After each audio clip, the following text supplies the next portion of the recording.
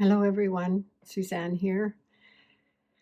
Thank you again for taking a few minutes with me.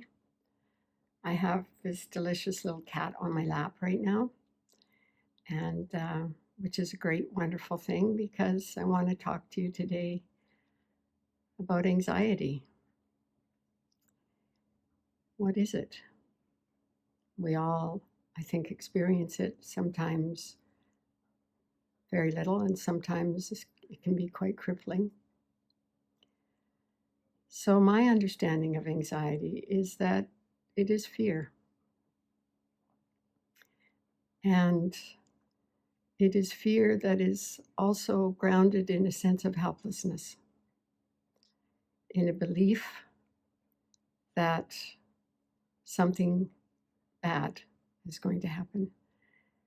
Anxiety is fear of some future collapse that we will not be equal to. And with all the heaviness and the burden of going at life without our fellows, our fellowship, our birds, the others that help mitigate our sense of helplessness and fear. There's almost like compression fractures happening for people. I'm seeing that. So, in this helplessness and fear, what gets triggered is our little survivor that has been with us from the beginning. And they go on the job. And they go on the job because fundamental to their identity is that they have to make it right, or they're not equal to it. They will be hurt. They will lose. They will be cast out. They will make a mistake. They will be disapproved of by others.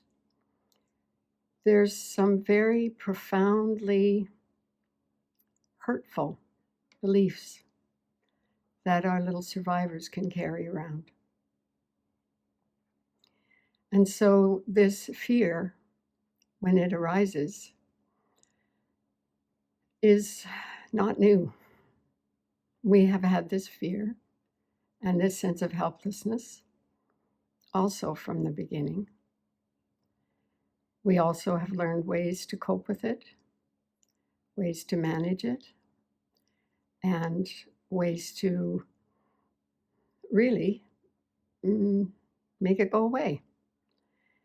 And that works a lot of the time. But what when it doesn't? What happens then? And we're overwhelmed. And we are trying so hard to fix something. Like me this morning, I have ants in my kitchen. It's like, I have ants in my kitchen. I feel so helpless, these little ants. For a brief moment, I went on the job that I have to make this right, that I have to get it right, and that I don't know how. How do you battle these little ants? This is how profound these little survivors are. And we're grateful to them for all that they have done to help us survive. But the reality is, because there is fear of some future collapse, and there is helplessness,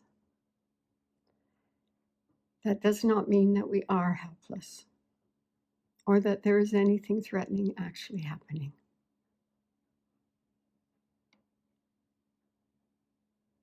And the invitation is to slow ourselves down, to take a breath, to check and look, is there anything threatening actually happening?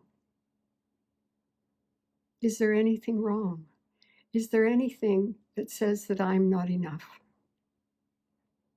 That I can't manage?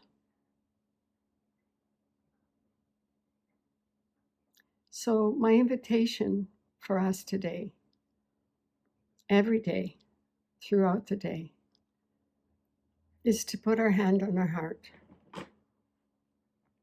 and to take a moment and let our face relax and our tongue relax on the bottom of our mouth.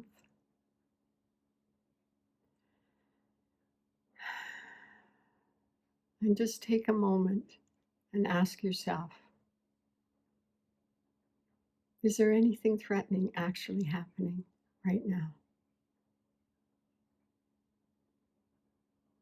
Is there anything threatening actually happening right now?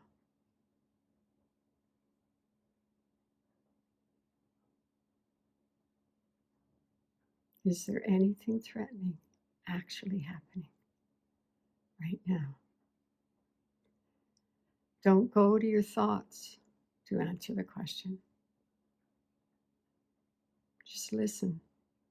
It's not a question to be answered. It's a question to be dropped in to your heart, to your soul, to the depths of your belly, to just be listened to like a prayer. And notice what happens. Because we want to take our little survivor off the job. She doesn't have to do this anymore. He doesn't have to do this anymore. They don't have to do this anymore. We are free. And we no longer need to believe that we're not enough, that we're not equal. So I invite you to use the spiritual inquiry throughout your days. Let me know, actually, please scroll down in the little send me a message thingy and let me know what you notice.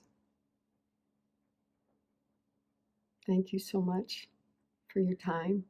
I went a little long today. That's okay. I will talk to you soon. Bye for now.